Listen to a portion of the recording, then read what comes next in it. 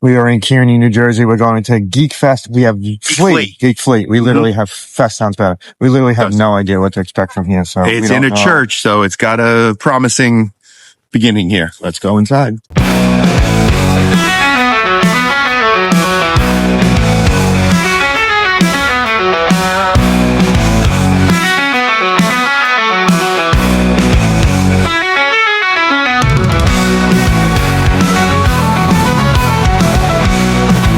Flea markets are always a gamble. Some are packed with collector's gold. Others are just tables of straight up trash.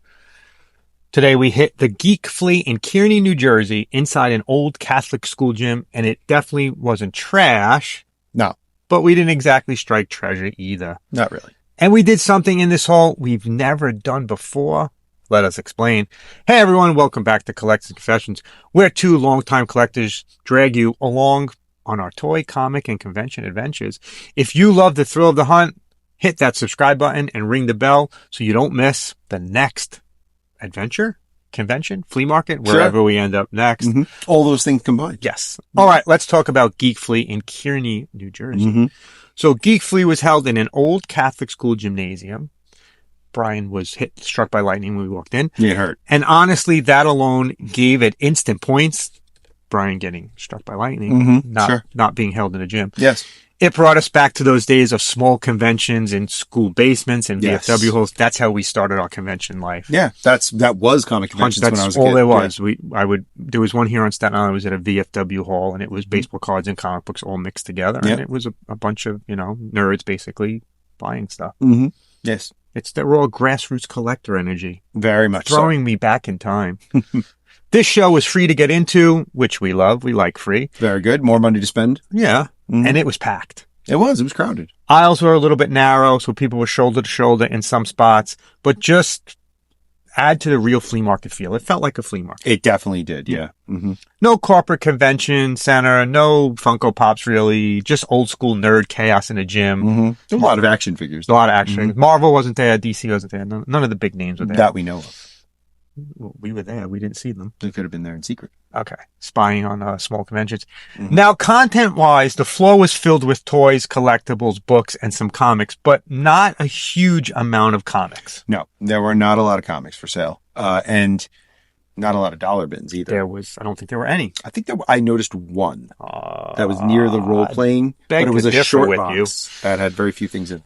Okay, we could debate that later. I don't think there was. We did see loose and carded action figures, plenty of Star Wars, lots of Funko and NECA. There was some really fun Teenage Mutant Ninja Turtle mashups. And yes, there was even Scooby-Doo ice cream pops. That's right. Those are, we should have bought one of those. Those are pretty cool. Well, maybe we did. That was a choice. We'll see.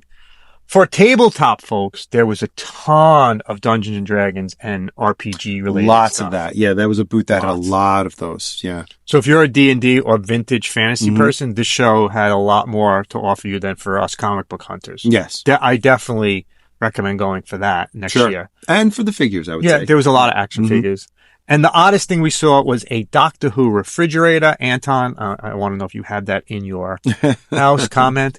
Because obviously all good Time Lords need a cold beverage. You can keep your beers in there. Or your Jammy Dodgers. There you go. Let's talk price now, because that's where flea markets either shine or sink. When you hear flea market or Geek Flea, you expect bargain prices, dollar bins, discount books and toys. Here, kind of mixed. Yeah. Some places had stuff that was very inexpensive, but some booths were comparable with just any old retail store. Yeah. Some were high, some were a little bit high end, like convention stuff. I don't want to pay high end convention stuff at a flea market. A lot of the boxed NECA figures were $50 and up, which was a lot. I don't want to pay that at a flea market. Yeah. I want to pay $25 for a NECA figure at a flea market.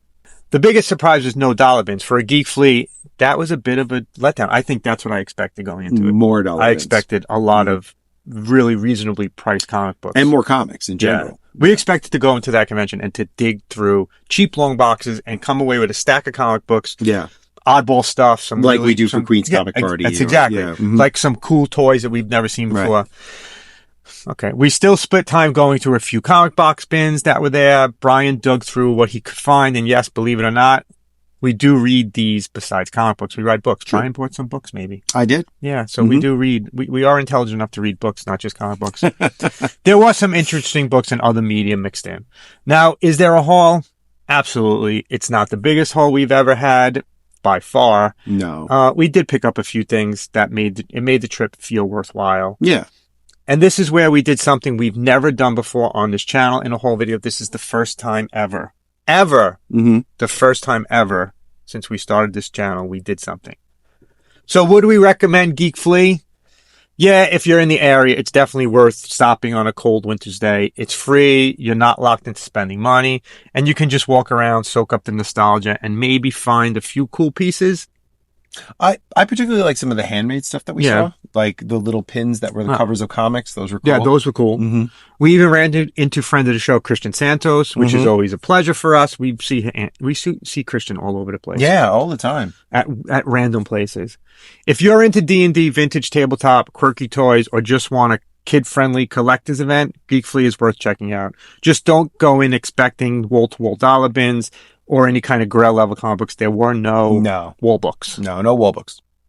There was some pricey and I thought interesting action figures, but they were pricey. They were pricey. Like they had those DC Direct Vertigo characters I like, but they were like $60 Yeah, each. that's too much to me. Right. Tell us in the comments, what's the biggest thing you've ever found at a flea market? Like, what's a really good deal that you got, or at a small convention? Yeah.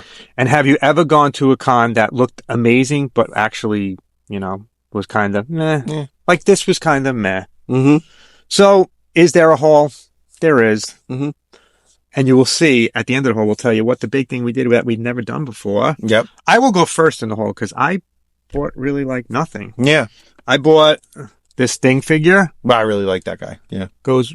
I believe this is from the 90s cartoon. It looks like a cartoon gun, yeah. So I bought this because anytime I see a Thing figure I don't have, I buy it. So I bought a Thing figure. And I bought something for Cassidy while we were there. Cassidy's still in Disney. I called her and asked her if she had this. She did not. It was only $10. Great deal. So I got her like a Barbie-like Queen Amidala figure. So this will go in her Star Wars collection. And that is it. That is all I bought. I didn't buy anything else. I just have some books to show, but I did get the Hulk Marvel Direct figure, which I don't have with me here, but it looks like this. And that was only $10, which was a good find, I thought. And anytime I can get a Marvel Direct figure like that for $10, that's great. Yeah. I also grabbed some books. I got the trade paperback of the series The Filth by Grant Morrison and Chris Weston, Gary Erskine. Really cool, very Grant Morrison kind of story. It's one of those stories that you read and then you have to sit down for a few minutes and really think through. Those are on sale, right? Like those were cheaper. This was only about $5. Okay, that's good. I also grabbed this book, which is come recommended to me a couple of times. It's Nicolaides' The Natural Way to Draw. I was thinking about going back to doing some drawing. I haven't drawn in a while, so I thought I'd pick up a good book on figure drawing. This one is really cool, step by step, full of like little simple exercises to practice the basics. All right. I love Scott McCloud's stuff. This is his book Making Comics.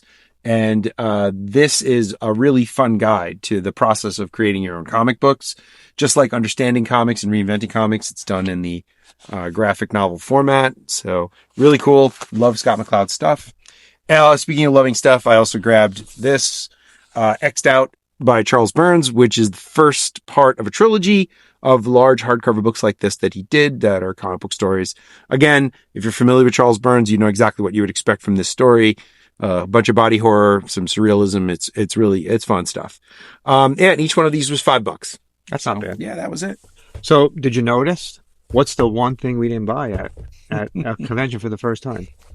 We didn't buy any comics. No comic books. Yeah. We did not buy unless a you single count comic. The trade. We do not count that trade as a comic. We didn't buy comic books like we normally do. No normally, flops. We No have floppies. a haul. There's no comic books. Right. So Geek Flea, not really great for comic books. But if you're looking for action figures, I would say definitely check it out. And if you're looking for comic books later this year, oh yeah, June 14th, Collectors Confessions is holding their first convention. Yes, we are running a convention on our own.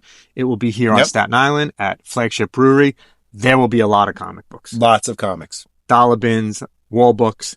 We have right now already, we have about 20 something vendors coming. There will be creators there. Mm-hmm. There will be a whole bunch of fun. It's a brewery. There will be beer. It is open to the entire family. So if you're not doing anything the week before Father's Day, June 14th, take a trip over to Staten Island. Mm-hmm. Lots of parking, free parking. Yep. Free parking, free entry. We're going to be doing some giveaways. Maybe we'll even give away some brews. Ooh, maybe. It's our first convention, so come out and support. If you love this channel, you will love our convention. We're hoping it's the first of many. Yep. We are working on designs. We're working on a bunch of stuff for the convention. Mm-hmm. You guys are getting to hear it first here. Yep. It's all going to be in place very, very soon. Lots and lots of fun. I guarantee you I guarantee we're both going to have a haul from our own convention. Yeah, definitely. Guarantee you that we're going to have a haul from our own convention. Yeah, there's no way we're walking out of there without comics. No way we're not going to go through comic bins. Probably, we got to set up, so we won't be able to do it before it opens. But once it opens and it's running, definitely. We'll probably take a second to go through some bins. So it'll be all of our friends there. So everyone you've seen in our other videos, we are bringing them together in one convention here on Staten Island. So hopefully you can join us. And some people we've only interviewed online. That's right. And we will be meeting in person for the first time. That's right. So if you enjoyed this video, hit like, subscribe, share this with a friend, come to our convention, do whatever else you can to help us out. Yep. We love making every little bit helps. That's right. Love what you collect. Collect what you love. We'll see you next time, hopefully at our convention or down the road at another convention. See you soon. Not at Geek Flea. Bye.